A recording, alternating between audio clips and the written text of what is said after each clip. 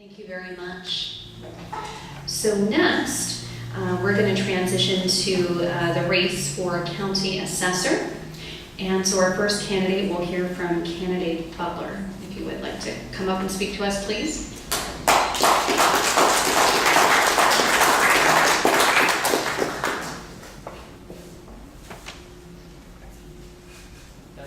I've got the wrong mic. Okay, great. My name is Butler, and I'm running for County Assessor. And 25 years ago, my life started at 6:30 in the morning. I was starting a patronage job at the United States Senate, and I had one of these big carts full of mail. And as I was pulling out of the service elevator, I had my head down, I was tired, and I was pushing it right out the door, and lo and behold, smack! I hit somebody and toppled him over onto the floor, and who do you think it was sitting on that floor on his behind? It was Senator Ted Kennedy. And his aide. And his aide reminded me who he was, and of course I knew who he was. And he had a few choice words, but he frankly forgave me real quick. But the joke was, for the remainder of my 8 years in the Senate, was, and I would see him occasionally because I did date some of his interns, and it was legitimate, by the way. He would always go like this. He'd see me coming down the hall, and then he'd just kind of go like this. So we had a pretty good rapport there. He knew who I was. I actually left Washington, D.C. because of some ethical things that were happening in Washington, D.C. I did not want to get caught up into them.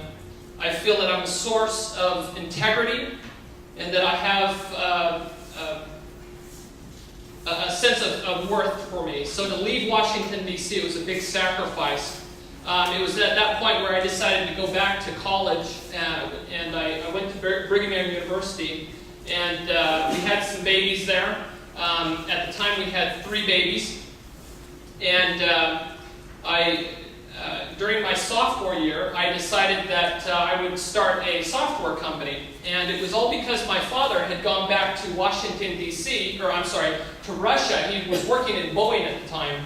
And decided to, had met a lot of very interesting aerospace engineers that spoke English and that were geniuses with computers. And he flew me and my partner back and said, "Hey, we want to start, these are brilliant men, can you use them?" And I said, "Absolutely, their minds were incredible." So we hired them, we got a company started, we were based out of the United States, and also we had an office in Russia. And while we were there, I was able to get a lot of contracts out of Canada, New York, France, Aerospatiale, and Lufthansa. We had a lot of business, but at some point we were blackmailed by probably what I'm sure it was a local mafia, wanted some money. Again, it went right back to the ethical part. And we decided that, we could actually pay that money and make a heck of a lot more money going down the road.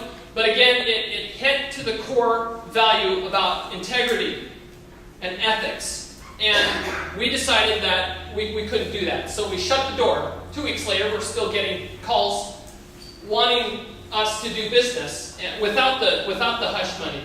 And we couldn't do that. So later I graduated from Brigham Young University in business finance and decided that I would come out here. We worked at a .com. I was hired as the international corporate accountant and then later became the controller. I was asked to form companies all over the world.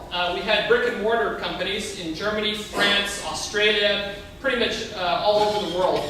While I was there, I had the opportunity to learn all of the FASB and GAAP principles of accounting. I had dealt with budgets of over $40 million. I had been personally one of the people who had primarily hired a lot of the staff out of each one of these countries, including my domestic staff.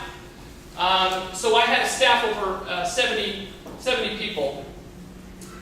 Later, when the company started to fold, we actually decided that the international part of the company would fold last because it was very complicated, all of the accounting and different countries that we were dealing with. But what we found is that our division had actually made the most money. And not only that, but we had been able to save the company lots of money. And it was because I was able to think outside of the box. We knew the business was going out of business. All the dot-coms, we were seeing them die out. So I had to think outside of the box. And so what we did is we did a lot of currency hedging. So not only did we make money, but we also saved hundreds of thousands of dollars doing that. After I got laid off, we had baby number 5. And unfortunately, we lost that baby. And it was probably the lowest part of my life. I got a call later on from a gentleman who was a stockbroker and said, "Ross, I understand that you graduated in finance and you have a pretty good handle on accounting and so on. We'd like to hire somebody to be able to do stockbrokering." And I thought, why not? So I got in and worked for Securities America for a while, and at that point we decided that we needed to move on to make some real money on my own. And so I decided to break off, and now I have my own company. Now the question is, why am I running? This is why I'm running, is I have a son who has autism. This is kid number 6, and believe me, having a lot of 5 kids is a lot of work. But I'll tell you, what's happening is there are things that are taking money away from my little boy who has autism. And it's because of little scandals that go on about lawsuits that need to be paid over $1 million. And other government programs that have to be cut. And so it affects me and my children. And I'm sure it affects your children and your grandchildren. So I told myself, honey, I need to be able to get off my hands and to be able to help our community. So what I'm saying to you is that this is a position, the assessor's position, is an administrative position.